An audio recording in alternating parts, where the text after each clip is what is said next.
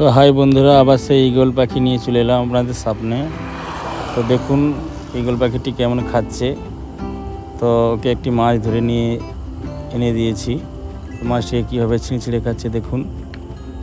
তা আপনারা যারা যারা নতুন আমার এই চ্যানেলে, তাদের বলছি আপনারা চ্যানেলটিকে সাবস্ক্রাইব করে রাখুন, যাতে আপনাদের আরও নতুন নতুন ভিডিও আপনারা দেখতে চান। তো লাইক করবেন, শেয়ার করবেন। তো পাখিটিকে নিয়ে এসেছি, আজ ওর বয়স হয়ে গেছে 4 মাস হয়ে গেছে। তো এখনও এখানে থাকে, তো এরপরে একে ছেড়ে দেব। তো পাখিকে তো ধরে রাখা আইন দণ্ডনীয় অপরাধ। তো এখন ছোট আছে, তো তাই জন্য একে এখানে রেখেছি, এরপর একে ছেড়ে দেব।